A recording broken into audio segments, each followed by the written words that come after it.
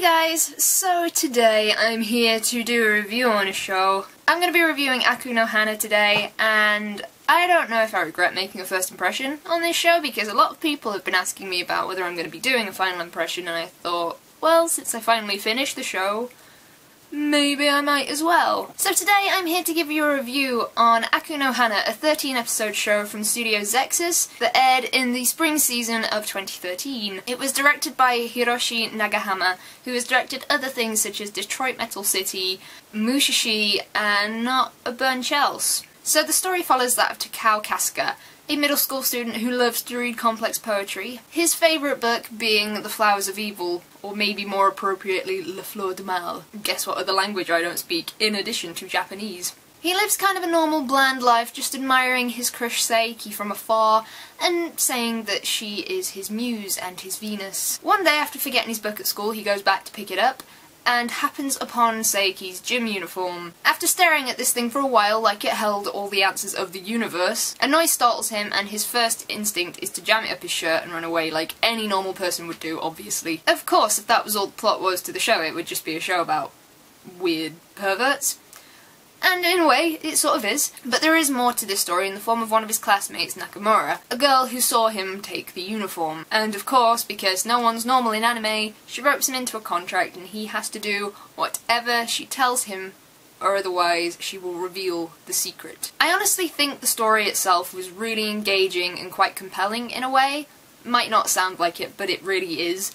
It's kind of addictive in a way because of how unpredictable the characters can make the story, I suppose, and just how incredibly dark it can be at times. Though I think the story has this aspect to it because of the characters, so let's talk about those guys next. So we've already talked a little bit about Kasuga. In the first episode, you get to see what his life was like before this whole thing happened, and he seems to be a wholly unremarkable person in every way, with reading and admiring his muse being the only pastimes he really has. I'm also convinced that he is the character that lives in a different climate to everyone else because he always has like 3 beads of sweat on his face at all times. But the reason that he's an interesting character is mainly because we get told the story from mostly his perspective. It's a lot of internal monologues and a lot of him thinking, and it was really quite well done. But in a way, even knowing all of his thoughts, he was still kind of a hard character to understand. Like, you never really got the full picture of what was going on in his head. Then we will talk about his muse and his Venus, as he so puts it, Saeki, who is one of those characters that seems to be, on face level, nothing but perfect. She's beautiful, she's friendly, she is his image of perfection. While she later develops to be a little bit more than that, less of an image of perfection and more of a human being, from the first group of episodes it's difficult to see her as more than that. And lastly, in the main characters,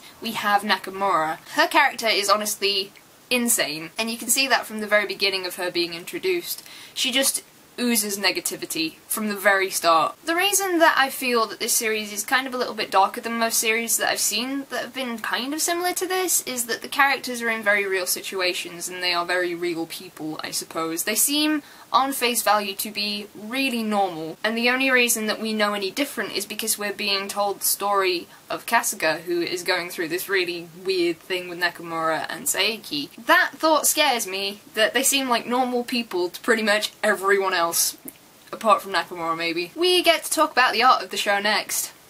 Oh boy. This is something I wanted to put off for a super long time because I don't want to talk about it, but there's no avoiding it because this is probably one of the reasons why the anime has been so controversial is because of the animation style. So we're going to talk about that.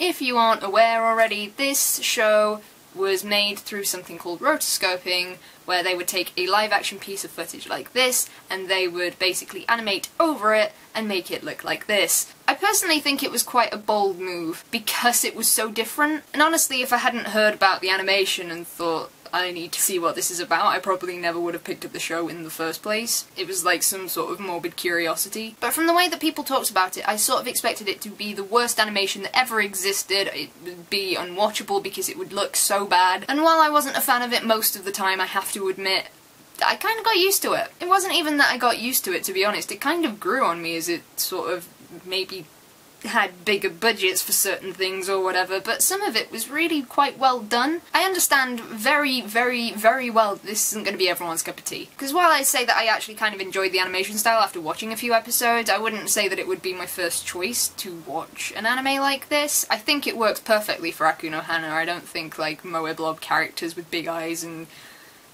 all their facial features down here would really, I don't know, fit the show. But there was also the fact that the rotoscoping wasn't exactly done well, especially if you compare it to things like A Scanner Darkly, which was done very well. It's nowhere near that sort of level in terms of rotoscoping. I don't know if this could be put down to budget, or time constraints, or a mix of the both, but a lot of the time it wasn't great. So when things were moving in the show, they moved a lot. So when they'd switch from a moving frame to a still frame, it would be so painfully obvious that it was a still frame. It was just amplified by the fact that it was following this sequence of movements that were very movie, I suppose. It was just obvious when they hadn't really taken the time to put in the effort to actually animate life into these certain scenes or background characters or anything that they couldn't be bothered to do. So the stills just seemed super, super amplified if you compared it to the vigour that was the moving of the characters in previous scenes, I suppose. Aside from that fact, characters at a distance just did not get their faces drawn. We're talking like they had a face shape, they had a head, they didn't have facial features, apart from maybe if they had glasses. And like I mentioned before, background characters just sometimes weren't animated for whatever reason, and it was really jarring. There was a lot they didn't get right, for a lot of different reasons. I can't name all the things I didn't like about the animation off the top of my head, because there were a lot, I'm not gonna lie, but there were moments where it was done so well that it was sort of mind-blowing to watch, and personally I think for me, watching the first 6 episodes was a tiny payoff, so I got context behind episode 7, which was my favourite episode, probably my favourite episode of things that have aired yet this year. It was really good. So I honestly do highly recommend that even if you don't like the show that much, you power through until episode 7 because it just looks so damn good. And I can't skip animation without talking about the backgrounds, because the backgrounds and scenery were just phenomenal. They were really detailed, really well done, and it's a shame that they put these really badly animated characters in front of them most of the time, but we'll forget that.